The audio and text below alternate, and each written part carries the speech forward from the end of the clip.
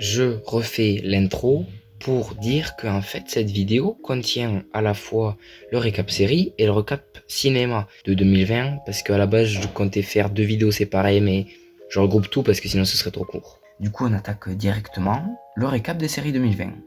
Et du coup comme j'avais fait une pause de vidéo, j'avais pas fait de grosses critiques quand je regardais des séries. Par exemple les 8 saisons de Game of Thrones ou les 9 de American Horror Story n'ont pas eu de vidéo. Mais ça arrivera un jour, puisque j'ai envie de parler de ces séries en détail, alors que là, dans ce récap, du coup, donc je vais dire ce que j'ai regardé et un petit peu développer mon avis dessus, mais rapide, quoi. Et il n'y aura pas non plus de spoilers. Et il va falloir que je développe 2 termes que j'utiliserai plus tard dans la vidéo. Le premier, c'est un voyage, ou comme une aventure. C'est en gros une série qui t'a fait voyager, en fait. Quand tu repenses aux événements de la saison 1, aux personnages et tout, au contexte, et que tu vois la saison qui vient de sortir et que tu repenses à tous les chemins parcourus par les personnages, les morts, les événements, tu te dis, et si cet événement ne s'était pas passé comme ça, est-ce qu'on en serait toujours à la même finalité? Ça veut dire que c'est une série qui t'a fait voyager. Et le deuxième terme, c'est un changement de paneling. En gros, c'est lorsqu'une série a une grosse révélation et qui change complètement la vision que tu avais de cette série. Imaginons, il y a une révélation sur un personnage. Quand tu re-regardes la série, tu vois plus le personnage de la même manière. Le pro du changement de paneling, il y en a je sais même pas combien dans le manga, c'est l'attaque des titans, ils sont devant moi là. Première série que j'ai commencé en 2020, c'est...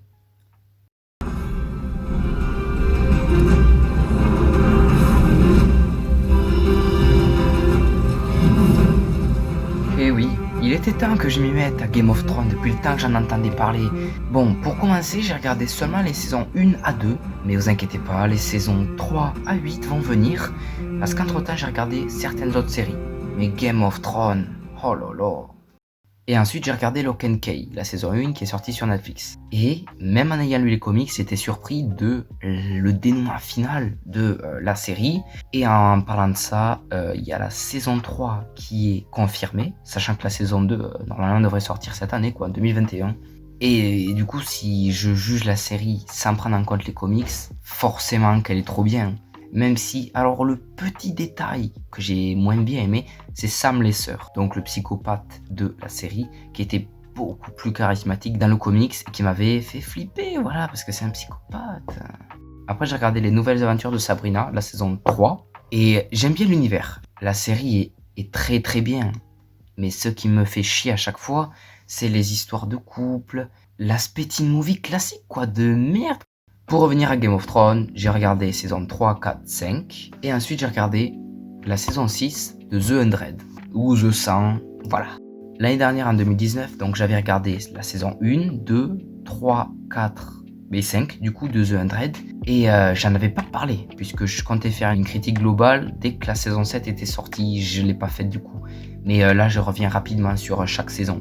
Et la saison 1, elle était très intrigante, elle avait beaucoup de potentiel pour faire une longue série, quoi. Mais j'ai vu la saison 2, et la saison 2, c'est nul. La saison 3 ne s'arrange pas, puisque je n'ai rien compris. Mais j'ai vu la saison 4, et j'ai adoré. Et c'est à partir de cette saison que, comme je disais en début de vidéo, c'est comme un voyage. Quand tu penses à la saison finale et à la saison 1, tu te dis que ça a vachement changé. Et la saison 5, c'est ma préférée.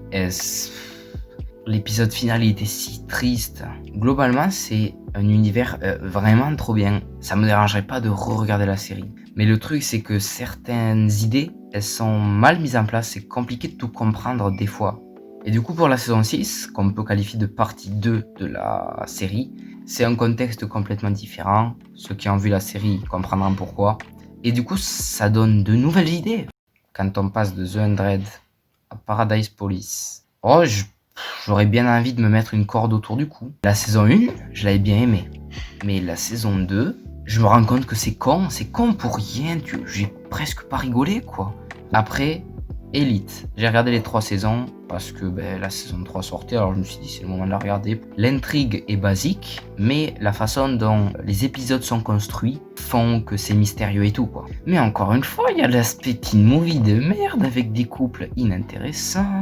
Et du coup, pendant la moitié de la série, j'avais envie d'appeler le réalisateur et de l'insulter.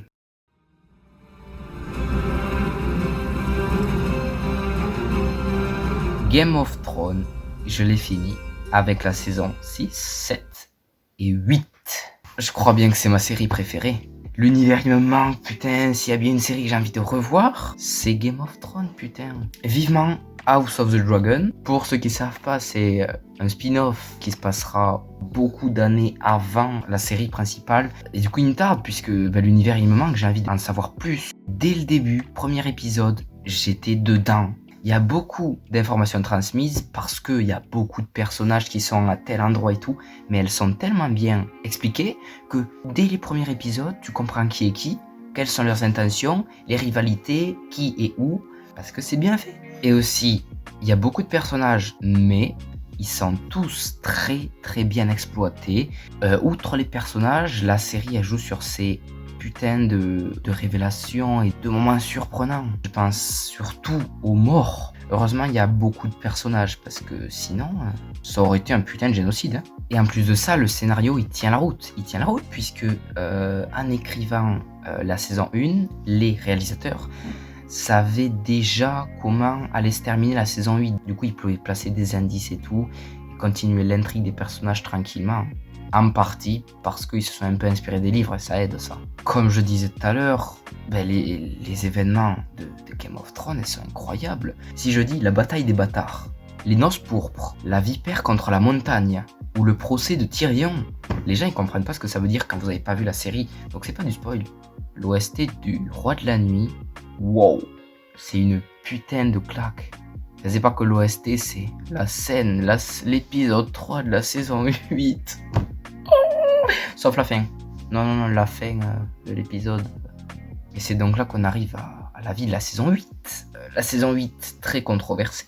Je sais pas, avec du recul, forcément que je trouve cette série extraordinaire, même la saison 8. Mais quand tu prends en détail la saison 8, quoi, c'est un peu nul. C'est des décisions à la con. Hein. Alors c'est pour ça qu'il me tarde un petit peu de lire les livres pour déjà retourner dans cet univers et aussi pour découvrir la vraie fin imaginée par l'auteur. Et puis aussi dans Game of Thrones, il y a plein de registres utilisés différents. Le silence presque malaisant des sans-visages, ou alors la psychologie de la corneille à 3 yeux, l'atmosphère glaciale de la garde de la nuit avec les murs et les marcheurs blancs, ou au contraire, les paysages désertiques du continent d'Essos avec l'émancipation de Daenerys. Si là je vous ai pas donné envie de regarder Game of Thrones, je sais pas ce que je peux faire de plus. Après j'ai regardé Beastars, la saison 1, c'est un animé qui se démarque beaucoup de tout ce qu'on a l'habitude de voir. Déjà avec l'animation qui est donc très très belle et originale puisque c'est de la stop motion. Et puis la problématique qui concerne l'univers de la série, du coup c'est intéressant de voir comment les herbivores cohabitent avec les carnivores.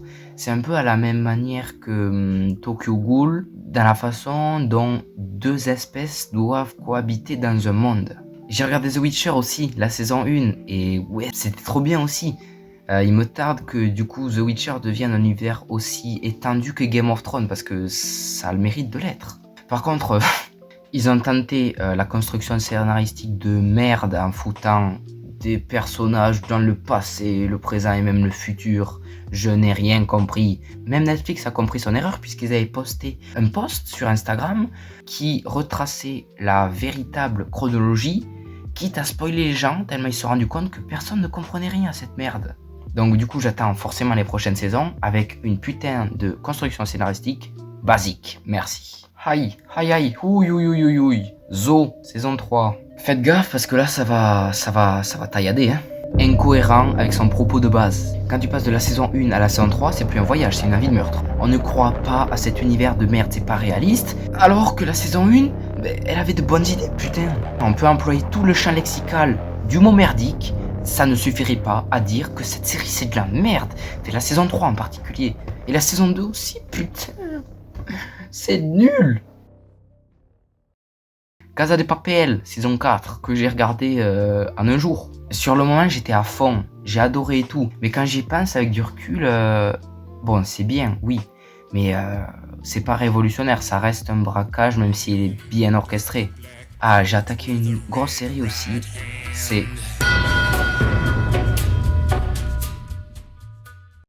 J'adore Peaky Blinders, bon, pas au même titre que Game of Thrones, mais parce que la série, elle a une identité à elle, avec le charisme de ses personnages, l'époque dans laquelle elle se situe, la pellicule, les décors, les costumes aussi. C'est pas tous les jours qu'on voit une série d'une telle qualité. Outre ces détails-là, concernant le scénario, ce que j'ai pas forcément aimé, c'est qu'à chaque fois, à chaque saison, c'est un peu une nouvelle menace. Ça reste bien, oui, mais c'est un peu répétitif du coup. Et puis les personnages qu'on n'a pas l'habitude de voir, surtout Tommy Shelby, puisque c'est un peu des anti-héros. Ils ont des bons côtés, mais surtout des mauvais côtés. Évidemment, la saison 6, normalement, là, elle devait être sortie. Mais il y a eu le Covid, donc elle est repoussée d'un an.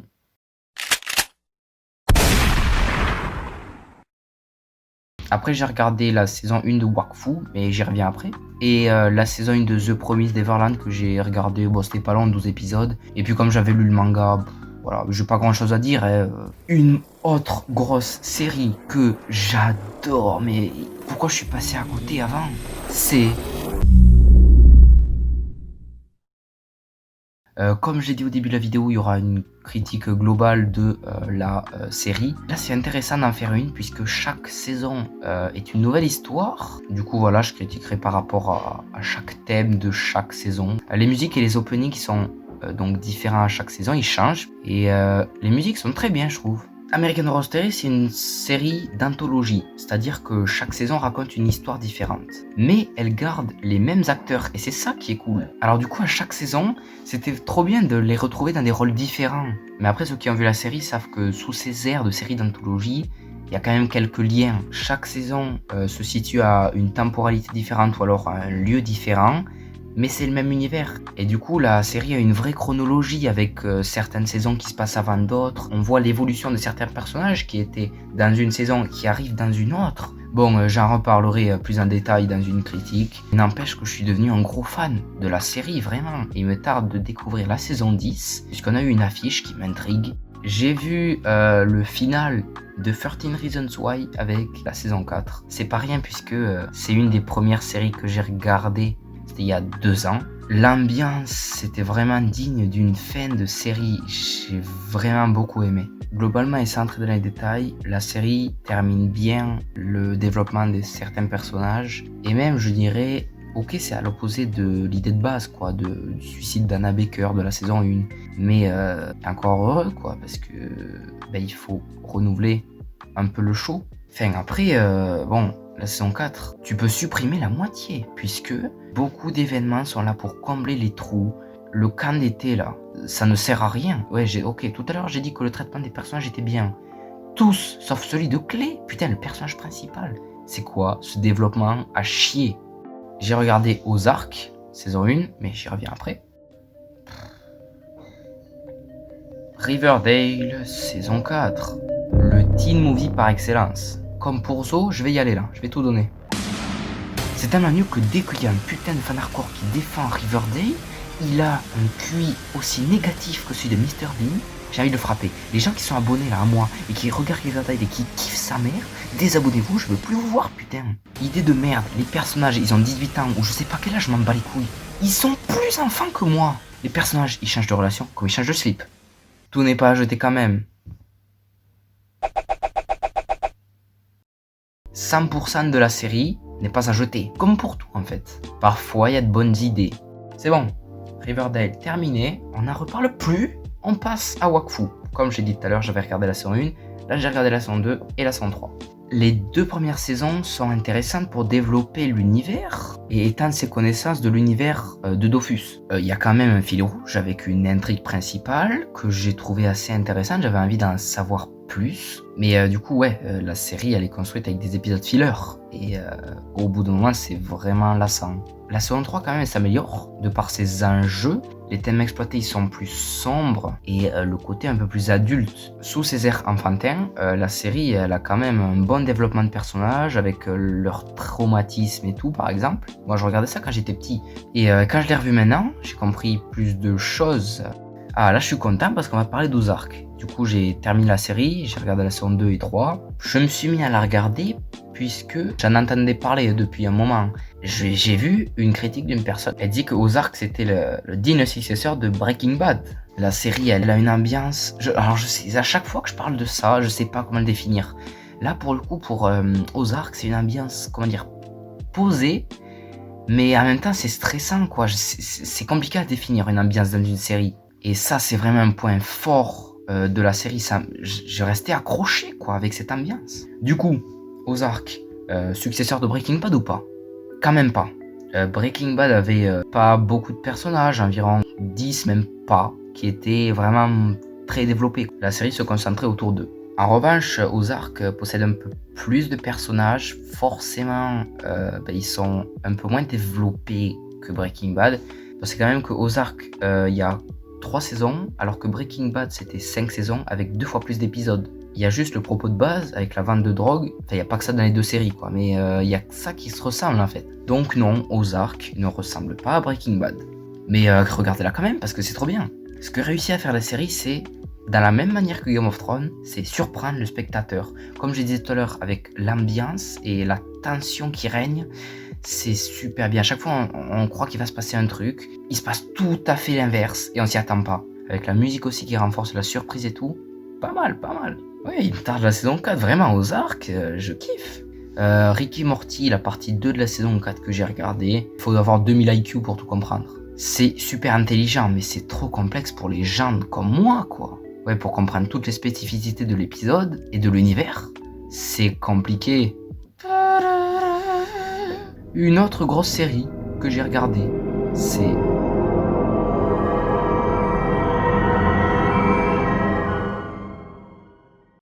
Pour une fois que j'accroche beaucoup à la série pour ses personnages, c'est pas tous les jours. Hein. Ils sont trop bien développés, c'est fou. Les musiques et les mystères aussi, ils sont incroyables. Hein. Je me souviens encore à chaque fois qu'il y avait un indice ou une révélation d'un mystère, je me bondissais du canapé. Et Dieu sait qu'il y en a beaucoup. Et concernant le final de la série, il est très controversé. Moi, je le trouve bien. Très très bien même. Elle est émouvante, elle sera un propre hommage à ses personnages et tout. Lost, j'en reparlerai dans une grosse critique parce qu'il faut, et donc j'en reparlerai de ce final en détail. American Horror Story, tout à l'heure j'ai dit que j'avais regardé les saisons 1 à 8, et du coup j'ai regardé la saison 9, bon le même avis que j'ai dit tout à l'heure. Hein. Parasite, alors pas Parasite le film, puisqu'on est dans ce récap série, mais Parasite l'animé. Le thème abordé concernant les parasites, il est bien plus profond que ce à quoi on pourrait s'attendre. Entre autres, il y a la psychologie des personnages qui montre bien que la série ne s'arrête pas à des parasites envahissent la Terre et sont là pour manger des humains. Les combats aussi, ils étaient trop bien, ils sont bien rythmés. Et les OST de Parasite, elles sont, c'est un petit peu un style électro. C'est pas ce qu'on a l'habitude de voir, mais elles sont trop bien, elles s'accordent parfaitement avec les mouvements, les coups et avec l'animé. Un gros animé que j'ai regardé parce que du coup je comptais pas lire le manga, c'est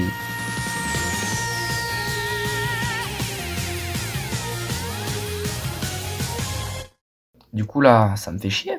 Pourquoi? Parce que le mangaka a des problèmes de dos, donc forcément il peut pas continuer son manga. Si le manga ne continue pas, l'animé ne continue pas, alors que pourtant le mangaka avait dit qu'il imagine encore plein d'arcs avec comme des mondes parallèles et tout. Ça s'annonçait trop bien. Si l'animé et le manga avaient continué encore pendant des années, ils seraient forcément du même niveau que One Piece ou Naruto. Ce qui est bien avec Hunter x Hunter, c'est que chaque saison possède un registre différent et ça se renouvelle à chaque fois en fait. La saison 1, c'est un examen qui pose les bases de l'univers.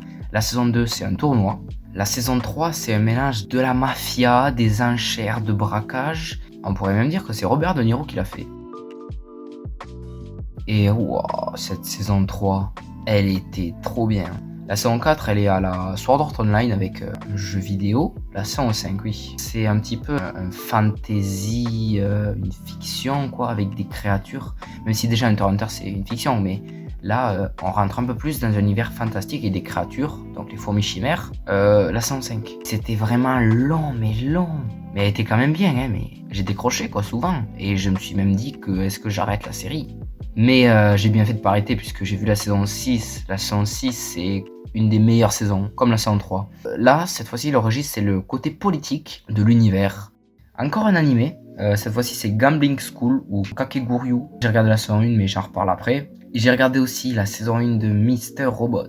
La saison 1 est construite avec énormément de rebondissements imprévisibles. Elle est très intelligente vraiment, notamment dans le traitement de ses personnages, de son intrigue, mais aussi dans sa manière de filmer. Mais Mr. Robot, il y a 4 saisons. J'en ai regardé qu'une.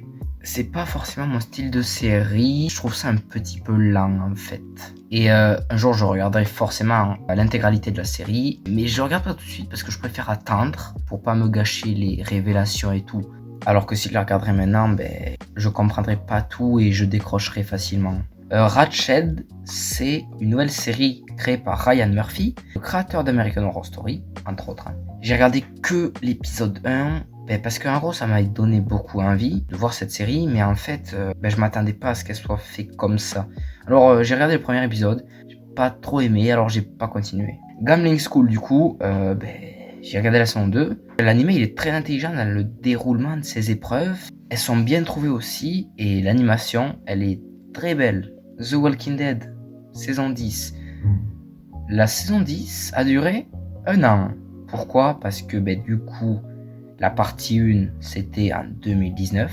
La partie 2, elle était en février 2020. Et ces connards, ils ont attendu du mois donc de mars à octobre pour sortir l'épisode 16 de la saison 10 à cause entre guillemets de la pandémie. Alors que c'est très bien que c'est pour World Beyond. Comme dit au début, The Walking Dead, c'est un voyage, c'est une aventure exceptionnelle. Je dirais même que c'est une meilleure aventure que Game of Thrones. Forcément que The Walking Dead, j'en ferai une vidéo dessus parce que c'est une de mes séries préférées. Alors dedans, il y aura du coup des saisons 1 à 10 et en plus je ferai une critique de The Walking Dead World Beyond saison 1 et de Fear The Walking Dead saison 1 à 6. The Boys saison 2 avec un épisode par semaine. C'était exceptionnel, j'étais hyper impatient de voir le nouvel épisode alors que généralement dans les séries avec un épisode par semaine ça me le faisait pas trop ça, même pour la saison 1 de The Boys. Là j'étais impatient de le voir l'épisode. Le côté caché donc des héros il était donc là dans la saison 1, mais là il y a beaucoup plus d'enjeux dans cette saison 2 et vivement la saison 3. Après j'ai regardé Fear the Walking Dead saison 1, mais j'en reparle après. Et j'ai fini Decadence. Decadence c'était un animé avec un épisode par semaine. Mais l'univers, il est trop complexe, en fait, il est mal expliqué. Enfin, on comprend tout, mais seulement au dernier épisode, quoi. L'univers est plus développé que les personnages. Certains comparaient Décadence à l'attaque des Titans en mode aérien. Bon, c'est vrai que le postulat de base, ressemblait un peu pareil, mais au final, pas du tout, mais vraiment pas du tout. The 100, saison 7, avec un épisode par semaine, c'est terminé. Et oui, c'est la fin de The 100. Bon, la saison 7, elle était très compliquée à comprendre, avec passé, futur, présent et tout, là. Outre ça, la conclusion à la série est très bonne. Elle est émouvante et stressante aussi, elle se dit, est-ce qu'ils vont du coup réussir le test ? Bon, vous comprendrez quand vous regardez la série. Mais après, il n'y a pas trop d'explications. Comment ça marche exactement et tout, on n'a pas trop eu d'infos là-dessus. Par contre, le rythme est irrégulier dans cette saison. Ce qu'on pourrait qualifier des premiers épisodes, les 8 premiers, il y a presque rien. Et c'est dans les derniers épisodes que tout s'enchaîne. Les morts, les événements, ça s'enchaîne trop vite, voilà. Alors qu'ils auraient pu mettre des choses dans les premiers épisodes. Et The 100, j'en reparlerai dans une critique aussi un peu plus développée, parce que comme je disais tout à l'heure, c'est un voyage ça aussi, quand tu repenses à la saison 1, l'évolution des personnages et tout, c'est trop bien. Les 3 meilleures séries de cette année, pour moi, c'était pas des nouvelles séries, c'est des rattrapages, c'est The Walking Dead, Game of Thrones et The 100. Et c'est trop bien, et c'est des aventures exceptionnelles de regarder ces séries. J'ai terminé Fear The Walking Dead, parce que donc j'ai regardé la saison 2 à 5, sachant que la saison 6 est actuellement en diffusion avec un épisode par semaine, mais il n'y a que la partie 1 qui est diffusée. La partie 2, donc elle reprend normalement en avril-mai. Alors Fear est intéressant puisque la série elle utilise des thèmes qui n'étaient pas exploités dans The Walking Dead, donc encore une fois ça développe plus cet univers-là que j'aime. Les personnages, je les aimais pas forcément dans la saison 1, mais quand tu vois leur évolution de la saison 1 à la saison 6, là tu peux dire que Fear a réussi à faire ce que The Walking Dead a fait. Donc les saisons 1 à 3 elles sont pas mal, mais là où je me suis dit que Fear c'était vraiment sous-coté comparé à The Walking Dead. C'est à partir de la saison 4, 16 épisodes en un jour.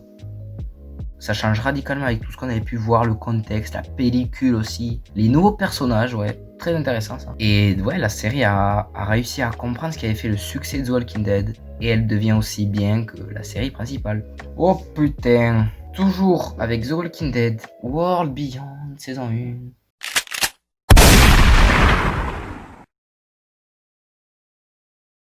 Oh quoi, cette série de merde. Déjà, tu regardes le premier épisode, ça n'a aucun rapport. Si c'était pas The Walking Dead, personne ne regarderait. L'opening n'a rien à voir. Déjà, quand tu vois l'affiche, c'est un truc coloré. Je veux pas voir de teen movie avec l'univers de The Walking Dead, putain. Les personnages puent la merde, bien sûr. On nous avait promis des réponses concernant la Nouvelle République, Rick Grimes jadis. J'ai appris plus de choses en écoutant la discographie de Johnny Hallyday qu'en regardant cette série pour découvrir les secrets de The Walking Dead. RIP mon pote. Je m'en bats les couilles, j'aime pas. Après c'est vrai que j'ai pas regardé beaucoup de séries quoi. Vers novembre, octobre. Netflix avait mis une publication, Alice in Borderland, ça mettait ça. Et du coup je me suis dit, si ça retourne le cerveau, ça m'intéresse. J'ai regardé la bande-annonce, j'ai dit regarder. En un jour j'ai terminé. Les épreuves, elles sont même beaucoup mieux pensées que Gimli School. Hein. Et puis ouais, Netflix avait raison. L'épisode 3, je croyais pas que ça allait se passer comme ça moi. Mais encore une fois, l'épisode 5 démystifie la série. Parce qu'il y a l'arrivée d'un événement spécial, donc c'est la plage. Et tout de suite on remarque que la série elle devient beaucoup plus amusante, c'est plus coloré et tout. Alors que le style du début il était sombre et très très mystérieux. Et c'est pas la première fois que ça le fait ça. Dans d'autres séries, à chaque fois, t'as un univers de base qui est mis en place et qui est démystifié par un événement et qui rend la série un peu plus nulle alors qu'elle était très bien au début. On peut qualifier ça de changement de paneling, comme je l'ai expliqué au début. Et aussi le personnage principal qui devient un peu le héros, qui arrive dans une organisation et qui arrive à tout résoudre. Bon, on a déjà vu ça partout, c'est cliché. Les épisodes à chaque fois ils étaient mystérieux, vraiment je me suis tout enfilé parce que je voulais découvrir les mystères. Mais c'est pas non plus un chef-d'œuvre. Une autre série avec un épisode par semaine, The Mandalorian saison 2. Alors au début j'étais pas trop emballé, enfin je regardais les épisodes comme ça. Et puis à partir de l'épisode 5 quoi, alors j'ai kiffé là je me suis mis à attendre les épisodes avec impatience. L'univers, les personnages, les situations, on apprend beaucoup plus de choses que dans la saison 1. Ça développe l'univers Star Wars. Et même si on peut qualifier ça de série avec des épisodes filler, quand même, l'intrigue principale elle avance beaucoup. Ah ouais, la saison 2 elle était 10 000 fois mieux que la saison 1. Là on assiste aux prémices de l'expansion de l'univers Star Wars, avec donc la saison 3 de The Mandalorian, et puis plein de nouvelles séries, plein de nouveaux films. Et j'espère vraiment que ça va me réconcilier avec Star Wars. Après Star Wars 9, le film de merde là, oui c'est vrai. Steins;Gate saison 1. C'est un animé, il me donnait pas mal envie. Au bout de l'épisode 5, j'ai arrêté. J'ai été déçu. Ça parlait de voyage dans le temps et tout, mais au final, pas forcément. Hein. Toujours avec Star Wars, The Clone Wars saison 1. Comme Wakfu, c'est des épisodes, mais 100% filler là, tu peux pas faire mieux. Faut quand même que je me force à regarder, puisque après avoir vu The Mandalorian, je vais en savoir beaucoup plus sur l'univers Star Wars. Et The Clone Wars plus Star Wars Rebels, ça permettra d'en savoir beaucoup plus. Donc il faut que je me motive à regarder. The Handmaid's Tale saison 1. Un univers dystopique très très flippant. Pas parce que y a des screamers et tout, mais parce que ça pourrait tellement arriver. La saison 1 elle pose les bases concernant l'univers et tout. Alors il me tarde de voir la saison 2 et donc la saison 3 pour que ça pète là. L'attaque des titans, saison 4. J'ai lu le manga, hein. Donc je sais ce qui va se passer.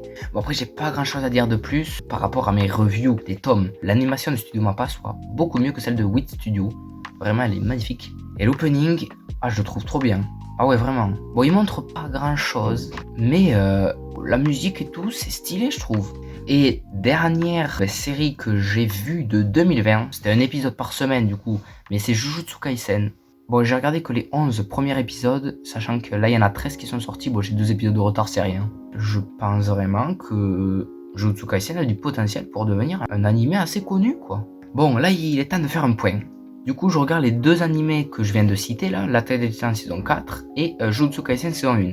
On peut rajouter aussi The Promised Neverland saison 2, j'en ai pas parlé, mais donc l'épisode 1 de la saison 2 est sorti. Et dans une semaine, il y a Dr. Stone saison 2. On peut aussi rajouter à ça 2 autres séries avec un épisode par semaine, c'est WandaVision,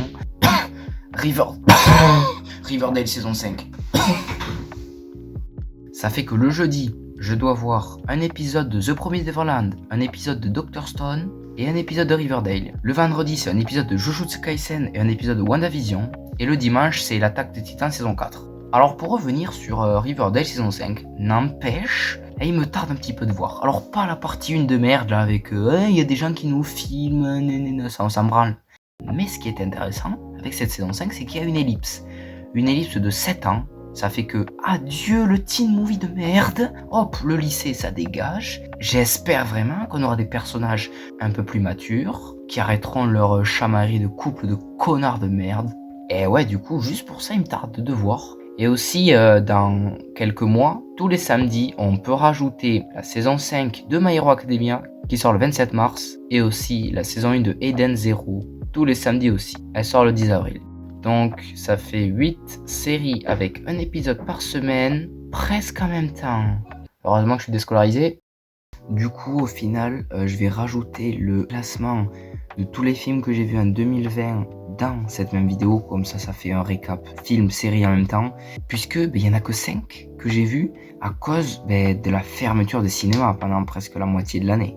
Du coup on commence avec Sonic. Sonic qui au final en fait se démarque pas plus des films comme les Chipmunks ou les Schtroumpfs en fait. Je sais même pas trop quoi dire dessus puisque c'est un peu une coquille vide quoi ce film. Tu peux passer un bon moment devant mais sans plus quoi. Il n'y a pas de choses révolutionnaires dans ce film. Après on passe à Birds of Prey et l'émancipation de Harley Quinn.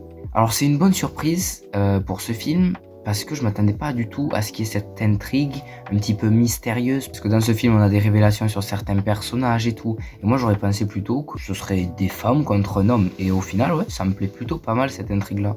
N'empêche que le film est assez oubliable. Et je trouve même moi, je m'en souviens presque plus en vrai.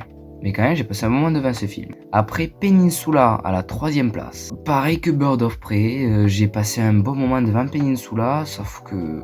il est mauvais ce film, il est très mauvais. Quand tu prends un exemple, Dernier train pour Busan, donc qui est son préquel, et tu te rends bien compte que c'est pas du tout la même chose. Il est complètement à l'opposé du premier film en fait, que ce soit pour l'ambiance. On passe d'un film sérieux et sombre à un film hyper coloré et amusant. Et dans ce film, les zombies sont carrément reliés au second plan. Et puis bon, l'intrigue... Ok, donc les personnages doivent revenir sur l'île pour récupérer de l'argent. Mais je veux dire qu'on aurait pu avoir la même intrigue en beaucoup mieux si, imaginons, on s'était intéressé que aux filles avec la femme là, pour développer tout ce qui se passe sur l'île après Dernier train pour Busan, donc les survivants, ça aurait été beaucoup plus intéressant. Et puis les scènes de voiture aussi dans ce film, c'est un jeu vidéo, ça ne se prend pas au sérieux. Deuxième film que j'ai préféré de l'année, c'est Tenet. Bon, à mon avis, il faut voir le film une seconde fois ou une troisième fois. Alors, j'ai vu des personnes qui avaient tout compris. Dès leur premier visionnage, c'était pas mon cas. N'empêche que le concept, il est assez brouillon, il n'y a pas tellement d'explications que ça. Mais du coup, la construction scénaristique, elle est très intéressante puisque on a une première partie de film assez mystérieuse, on comprend pas tout. Et puis on comprend donc presque tout avec cette deuxième partie qui résout toutes les pièces du puzzle en fait. Même si du coup, moi, il me manque encore parce que j'ai pas tout compris. Après, ça restera quand même pas mon Nolan préféré. Surtout pour les personnages qui ne sont pas très intéressants quand même. Et le film que j'ai préféré de 2020, c'est Dr. Dolittle. Ah, je pensais pas qu'il allait autant me plaire ce film. C'est un mélange, on pourrait dire, entre Pirates des Caraïbes et Sherlock Holmes. Et du coup, ça rend le film assez original, puisque là où de base on aurait eu une sorte de film, donc avec Robert Downey Jr. dans le rôle titre, qui sera en train de parler à des animaux, fait une intrigue assez basique, ben là le fait de mélanger un peu le côté aventure sur un bateau de Pirates des Caraïbes et le côté enquête de Sherlock Holmes par exemple, bon il est pas très présent dans le film mais il y est un peu, et ben ça donne un bon film voilà. Et donc l'idée d'en faire une saga, je trouve pas ça très mauvais, même si je me demande quand même qu'est-ce qu'ils vont pouvoir raconter dans les prochains opus. Bon voilà, c'était un classement rapide des films de 2020 parce qu'il n'y en avait pas forcément beaucoup à cause de la fermeture de cinéma. On espère quand même que ce sera mieux en 2021 quoi. Du coup je vous relaisse avec la suite de la vidéo. Pour donner un titre de comparaison, et ce qui me paraît étrange, là on compte par rapport aux saisons, j'en ai regardé 100 en 2019, alors que cette année en 2020, j'en ai regardé 75 à peu près. Alors que pourtant, tu vois, pendant le confinement et tout, il me semble que j'ai bien charbonné, mais je sais pas. On verra en 2021 si j'aurais dépassé les 100 saisons, ou si au contraire j'en aurais regardé encore moins que 75. Après c'est vrai que les saisons c'est pas très représentatif puisque certaines sont plus courtes que d'autres et aussi le nombre de minutes des épisodes il change. Alors ouais, ce qu'il faudrait faire c'est compter un nombre d'heures. Il y a un site qui s'appelle Tai.me et ça récapitule le nombre de visionnages de séries. Bon ben avec tout ce que j'ai regardé depuis 2 ans, c'est comme si j'étais resté 61 jours chez moi. Bon, faudrait peut-être que je me remette en question moi. Allez.